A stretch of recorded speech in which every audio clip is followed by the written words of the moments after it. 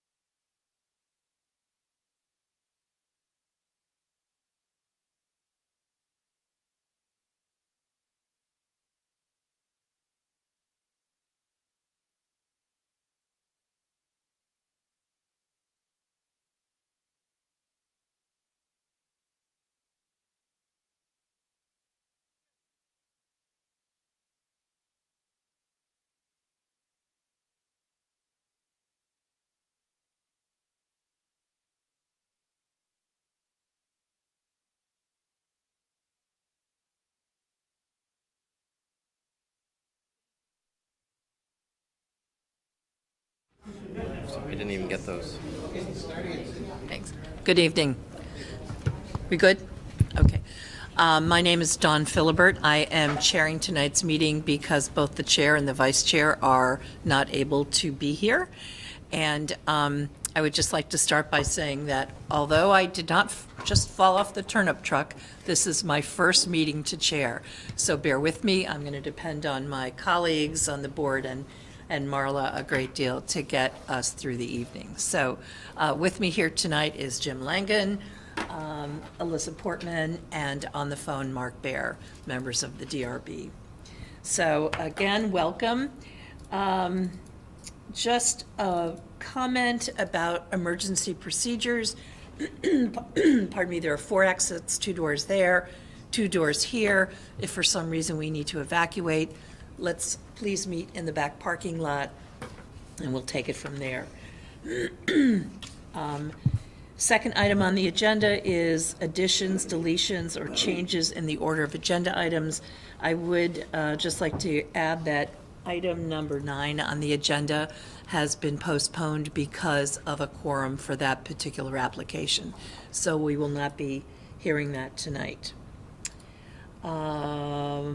Are there any questions from the public tonight that aren't related to a specific application? Okay. Do I have to go up there, or can I just? If you could, so that the microphone can pick you up. Thank you, Sarah.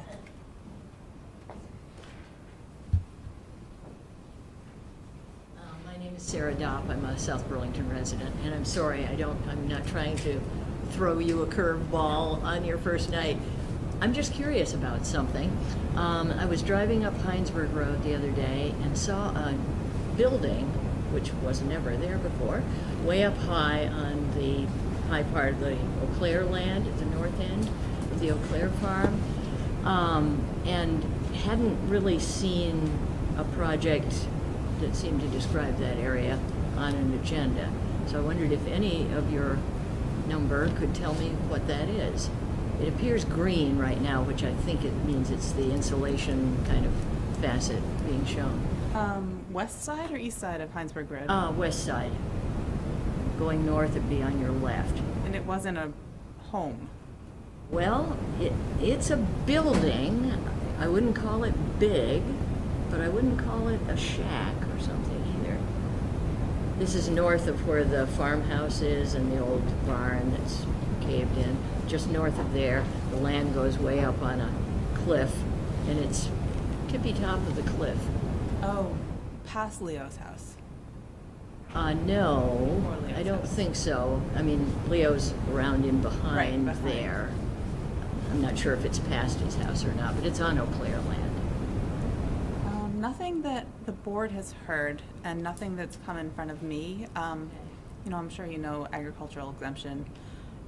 Right, but it doesn't look like an ag building to Okay. me. We can look into that. Though it's at a distance, so, Yeah. you know, anything's possible. Okay, something I can Just look into. driving by, I look up and, what? Thanks. Thank you. How would I find out the answer if you I can okayed follow it? up with you, and I Okay. have your contact information. Thank you very much. Okay. Thank you. I failed to mention that anybody who thinks they might be interested in being an interested party should sign in at the back table so that they can have interested party status later on. Thank you. Any other announcements? Or, I'm sorry, those were comments. Are there any announcements tonight? No? Okay. All right, let's move on to the first application, which is item 5 on the agenda, and that's the continued preliminary and final plat application, SD 2004 of Scott McAllister to subdivide a piece of property. I just want to say, for the sake of disclosure, that Scott and Sandra were neighbors of mine for 20 some odd years in Williston, but I don't believe that will make me a partial, that will influence my vote in any way. So thank you for being here. So my understanding is that when you were here last time, we were feeling pretty close to the point at which we could close the application, but there were 2 remaining items outstanding that we wanted clarity or assurance about. So it sounds like you have provided that. And Scott, do you just want to give us a brief overview of the two items, and then we can talk about them?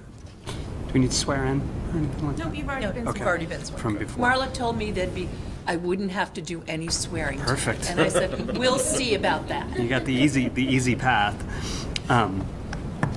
When we heard last, the outstanding items were an actual signed TDR option agreement. Scott had provided a template, but it was not actually signed with the other party. I believe he's provided that now. And you have that right, Marla? It's in the packet. Yep. My understanding is that it's generally acceptable and will of course need to be reviewed by the city attorney before it's executed, but that it's acceptable in terms of completing this process. The other item that came up is there were several neighbors that voiced some concerns about their potable water supplies. This area of South Burlington is on private water for the most part, usually drilled wells. And so we provided some additional information from the Agency of Natural Resources Atlas, which summarized all of the well yields in this area for the existing wells. We believe they showed some, in general, very high well yields in some cases, and enough to support like commercial developments, and to the point where I think it gives everyone a real comfort level that not only will this project be able to obtain adequate water supply, that it would not have any negative impact on adjacent water supplies. Thank you. So let me take the first item, the TDR item first, and I'll read out the staff comments. Staff recommends the board include a condition of approval requiring that all legal documents needed to effectuate the TDRs needed for each dwelling be reviewed and approved by the city attorney, recorded in the land records, and delivered to the administrative officer, pardon me, before the zoning permit may be issued for either proposed dwelling. And I assume you're fine with that? Sure. Okay. And in regard to the second item about the water supply, adequacy of the water supply, staff recommends the board discuss whether their concerns about adequate water supply are addressed. So I'm wondering, board members, given the discussion 2 weeks ago, does anyone have any concerns about the water yield? I just would ask a question as a non-expert at gallons per minute for well testing. So the lowest one here is 3. It looks like it's across the street. What would that mean? So typically, I permit on-site water supplies all the time, and for a single-family home, it's considered acceptable to have less than 1. So a well yield of 3 could easily support a single-family home and an accessory dwelling, for instance. And some of the other well yields in this neighborhood are on the range of like 50 or 75, and those could support a neighborhood. And so these are very strong well yields, far greater than I'm used to seeing, frankly, and just kind of a jackpot in terms of a neighborhood for on-site water supplies. Sure. Thank you. Any other questions from board members? That was my question, so. Mark? Okay. Hearing none, I'm wondering if there are any comments or questions from the audience. So seeing none, I would entertain a motion to close the hearing, and then the board will move to deliberations in probably 2 weeks. So, Move that we close FD 2004, 1430 Hensburg Road, preliminary final plat application. thank you, Mark. I'll second. All in favor? Aye. Aye. Aye. Opposed? Okay, thank you for coming. Thank you very And much. we'll be in touch. Great, thanks. Okay, moving on to item 6 on the agenda, continued preliminary and final plat application SD 2002 of CEA Properties LLC to construct a 2-story office building totaling 7,200 square feet and a 1-story square foot veterinary hospital, or 4,070 square foot veterinary hospital. I understand there have been some changes to this proposal, and would you be willing to give us a little overview of what you're presenting now, please? I'm Absolutely. sorry, I guess I do need to swear you in. Would you state your name? Dave Marshall from Civil Engineering Associates. Thank you, Dave.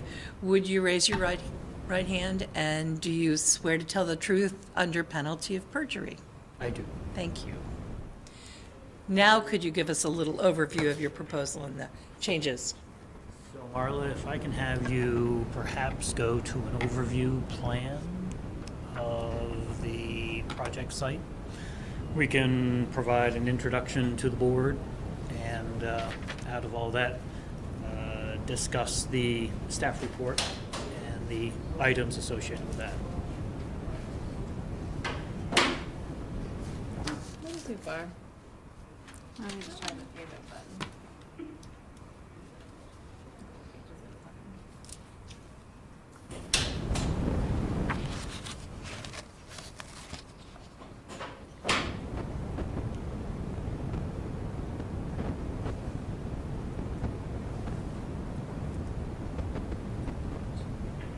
Bear with us while we get this up on the screen, please. Getting close. Oh my goodness. Is this supplemental stuff or is this in the packet? This is in the packet. Okay. Just want to open it up on my computer here. Come on. It's probably slow because it's a lot of pages. Is that one all right, Dave? That's great. So Mark, we're on page 21 of 52 of the PDF. 21? Okay. Got it. So we'll first introduce the existing conditions. This is, we're on Heinsberg Road, and north is straight up on this particular plan. Opposite of this particular existing intersection is Fox Run Lane, and this is the Vermont Eye Laser Vision Building. And this is our particular office building, the green building on the south side of that. Immediately south of us is a single-family dwelling, and then south of that is undeveloped lands of Munson Earth Moving, South Burlington Realty. Under the existing conditions, we have our existing 7,200 square foot office building and 1,000 square foot accessory structure. Parking that we share a driveway with the Vermont Eye Laser Vision group, and this is generally the access into our main parking lot. Back in 2007, there was a 5-year master plan approved by the city. At that point in time, we had constructed the first building, and at that time had a layout very similar to this as part of the original approval that has now lapsed. Again, being only good for 5 years. And in this particular case, now that 13 years have gone by, we figured it might now be time to put this back into place. There are a number of existing state permits already in place for this particular project, but nonetheless, with the city approval having lapsed, we're back before you.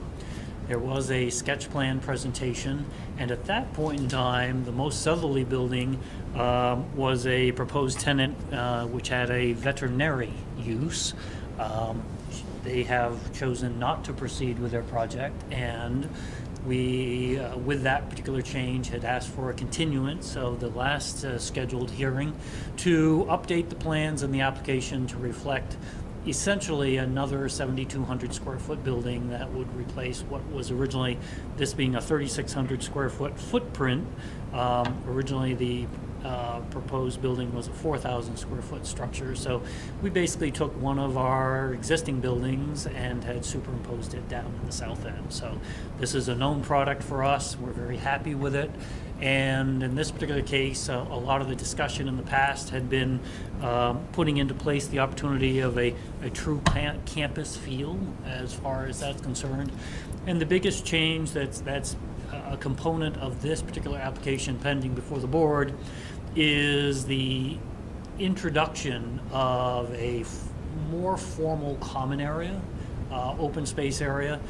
Staff asked us to look at adopting some of the standards from the form-based zoning with regard to projects that had densities of this particular character, and out of all that, our landscaping plan that we worked with the Office of Wagner Hodgson on has developed this particular layout, and this particular plan doesn't show the landscaping components, but nonetheless, it has created a central focus area. Things that are very significant to this particular property is the views out to Mansfield in this particular direction, hence the name of this particular roadway, which is Mansfield View Lane. And also, in this particular case, there are views from the Vermont Eye Laser Vision back to Campbell's Hump in this particular direction. So there are a number of significant view sheds, at least for those particular people who have the benefit of being able to go to work here every day. So I have to be careful about making sure I don't wander out the window and try to get some work done. So that all being the background, we're here today to basically update the original application for you and to discuss the points brought forward in the staff report. And that being the background, we're happy to jump right to that if you like. So I have a question. So my understanding is that you have the existing 7,200 square foot building and you're proposing two more. That is correct. One of which is where the smaller footprint, where the vet hospital was going to be. Correct. Can you show us where the second one is? Is it the, okay. Right there. All right. Correct. Okay. So in this particular case, the first confession is that the original public notice for the project included the one 7,200 square foot building, but the other being only 4,000. As soon as we switch out something larger, we need to basically renotice this. Right. So that's the first item that staff has identified, and we recognize that that is going to be a requirement to basically make this application fully compliant. So there- I'll- we will need, I'm sorry, go ahead. No, go ahead. I was just going to say that we are now at the whim of the board to perhaps direct staff to facilitate Sure. that particular notice requirement. So we'd like to go through the staff questions with you and comments, but I think where we're headed with this tonight is to rewarn it and hear it again at a later date. Maybe April 21st was the suggested date. Yeah. Okay. So anything that we sort of sort out at this meeting, you know, we'll just have an opportunity like we did with the previous application, just do some quick updates and call it a night. That's fair. So I think we've covered item number one. Item number two, staff recommends the board clarify whether the applicant is asking for conditional use approval for both proposed buildings, and if not, which are they requesting the approval for? So that comment refers to the fact that they have a cupola that would be above the allowed height, Okay. which would be required a conditional use. That is correct. So it actually is both buildings now with the switch out, and it wasn't fully clear in the application materials that that's the case, so staff didn't call us out properly in the fact that we do need to seek conditional use approval from the board to facilitate the installations of the cupola. So as far as the aesthetics, I don't know if we can rush forward perhaps about, I'm guessing about 15 sheets, and we can go to the photos of the existing building just so you can get a flavor of what a building would look like with or without the cupola. And obviously the one with the cupola would require your approval to facilitate that. So we wanted to at least give you a flavor of what the aesthetics of the inclusion of that particular feature would be. So these are some of the elevations, and then we can also go to the photos of the existing building. So right now, we offer this particular building with a compliant ridge height, but it's this particular feature that would extend up above the allowable maximum building height. So I don't know if we can just tab a couple more pages, and then we can find the photographs. We're getting very close, I thought. It's Oh, these, right? there you go. Oh, there we Jim's go. got it.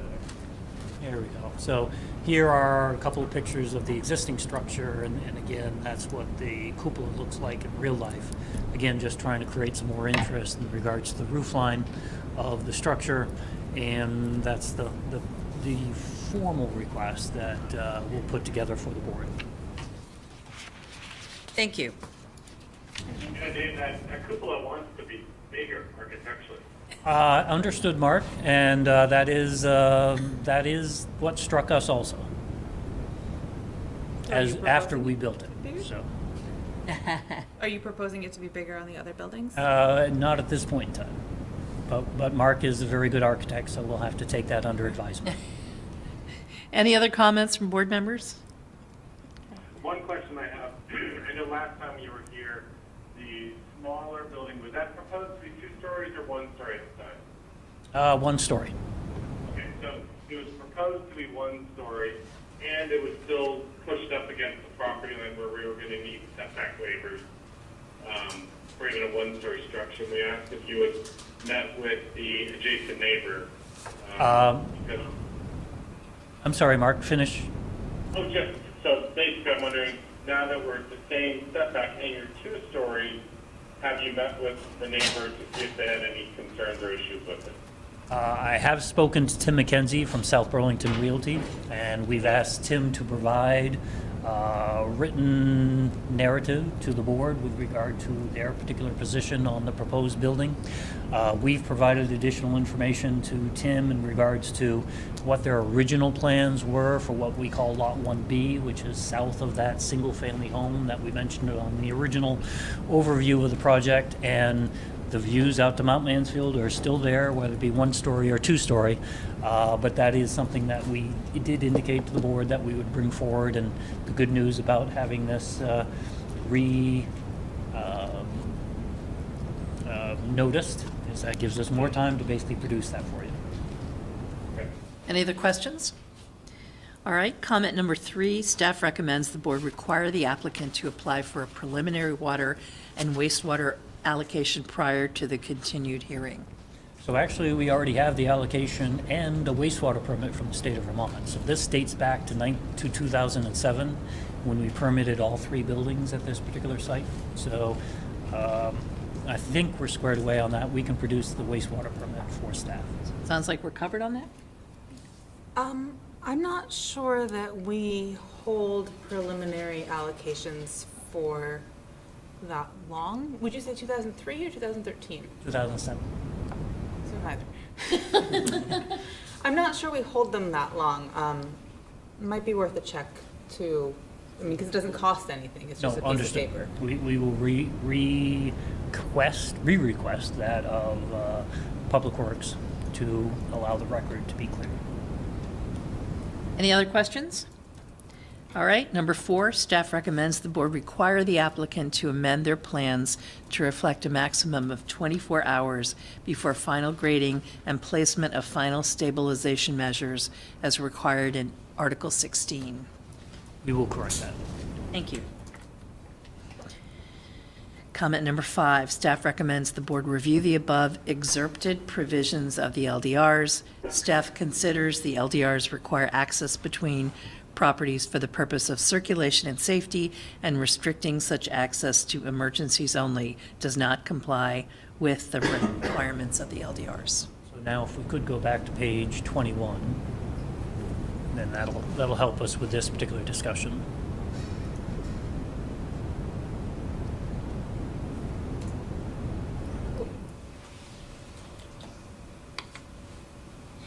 So when we developed this particular property, we needed to acquire an access easement from the Vermont Eye Laser Vision people. It was a condition of approval for the Vermont Eye Laser Vision project that they provide an access easement to the property to the south, but nonetheless, a formal document needed to be put into place. At that time, when there was no connectivity requirements set forth in the LDRs, the agreement with the Vermont Eye Laser Vision property owners, they mandated that this particular component of the project only be used for emergency access vehicles. They didn't want people streaming through this area and coming by their property. And that was just the narrative at the time. We feel concerned about the cut-through traffic. When we look at now, we might want to go to a page or two earlier to provide a very larger overview. Guessing 19 perhaps.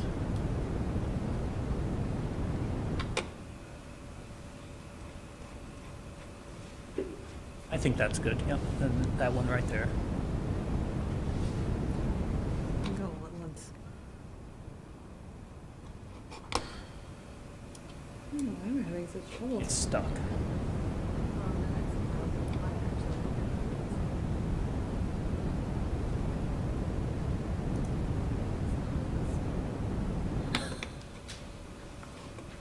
There you go. So to orient you on this particular plan, again, north is straight up. This is our existing office location. And this is the Vermont Eye Laser Vision under their particular call out of the property owner. And this is the Black Rock construction building, which was permitted with two structures, structure 1 and structure 2 to the north. This is Randall Street, I should say, that basically comes in off of what's called Meadowland Drive. And Meadowland Drive was intended to basically service all of the this particular commercial office development area. And at this particular point in time, there's a condition of approval that says once enough traffic's in place, then a traffic signal is to be installed at this particular location. And right now, with this particular driveway coming through here, the original, again, agreement basically said, yes, emergency vehicles can cut through here and gain access through multiple ways to get into this particular property, or this property for that matter. But, again, it basically precluded regular traffic from going through here. One of the things that we're concerned about is not only traffic from the Black Rock construction site coming through here. Again, this is going to be a very convenient shortcut for anybody traveling north on Heinsberg Road to cut through and get into this location, but also to perhaps serve as, you know, in more extreme case, but also perhaps some more of the tenants that occupy the far eastern portion of the Meadowland Business Park.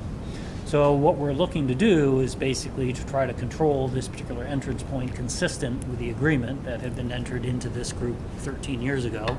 And, you know, we're now in a quandary in the fact that the city has adopted new standards as far as connectivity between lots, and at the same time, in the biggest of pictures, you know, the benefit or the original intent of all this traffic was to go to a controlled intersection rather than having them come to an intersection that is conflicted with the amount of traffic on Heinsberg Road. So we come to you hats in hand as far as, again, trying to figure out a solution. Now, staff has indicated that as perhaps a first step is that we eliminate the gate, and only when Black Rock constructs their second building and the western part of their parking lot that completes the connectivity, that we deal with the issue at that point in time. But in the meantime, lacking any connectivity, there's no way for people to utilize that particular connection. And what that does is kicks the can down the road a little bit further. That's okay for now. But when Black Rock comes in for their second phase, there will be another discussion as an abutter with regard to the connectivity component. So we're just looking for us to properly represent and the agreement that's between the private agreement between the parties that basically enabled this particular project, both projects, to proceed, and with the understanding that the rules changed and we're just kind of caught in the middle there. So given that item number 6, staff comment number 6, is so related to this, let's just review that and then we can maybe talk about them together. Staff recommends the board require the applicant to remove the proposed gate from the plan at such time as the Keller Williams property to the east is developed. The applicant has the option to renew their request to install a gate. So wondering what board members think about this? Just so I'm clear, so right now, until that other parcel is developed, there wouldn't really be a connection. There'd be a gap between that little spur off of Meadowland and your proposed new road to the edge of your property. That's there'd be a correct. gap. So this shaded area represents the what we'll call phase 2 of the Keller Williams / BlackRock construction development. And this represents our proposal to basically comply with the rules, which is to bring all the improvements up to the property line. But even if they were to adopt their existing site plan, there's still a gap that needs to be filled in here. Likely, when they come back for their approval, they will be asked to extend the improvements to the property line to provide proper connectivity between the properties as outlined in the LDRs. For them, I'm sure they would enjoy that. Or if I'll leave it at that. I won't get on the soapbox any further. But that is the rhythm or the following steps that would have to occur in order for the connectivity to fully be realized. So, board member thoughts, questions, comments? I have a question from, I guess, Marla for the staff comment. So what's the thought of there being no gate? There's nothing to connect to right now. So how does having no gate improve or be more in compliance? I guess it's more, Once it's there. Why is there going Yeah. to be a gate if there's no road? once it's there, it's harder to make that argument. And then the other point that was made in this sort of lengthy discussion of staff comment 5 and 6, the agreement that Dave kindly shared with us that he has with his neighbor to the north says that as long as the neighbor to the north's goals are no greater than 85 PM peak hour vehicle trips and no vehicles in excess of 24 feet, staff's sort of thinking was, well, why don't we see what happens? And if their concern is really 85 trips, this road isn't well designed for larger trucks. Is 85 even conceivable? Are trucks over the 24 feet even going to be a problem? It might be something to revisit once there's a little bit of proof of concept. Yeah, I'm definitely okay with the kicking the can down the road option. I don't think that, violates the LDRs. I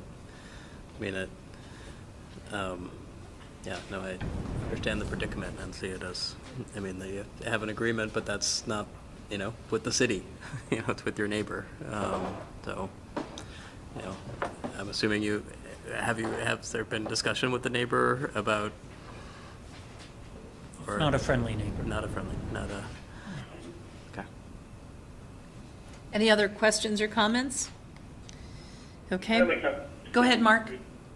Yeah, I was just going to say, this is like a classic example of where we would want connectivity between properties, because you're going between Shelburne or 116 Meadowland Drive connecting commercial properties.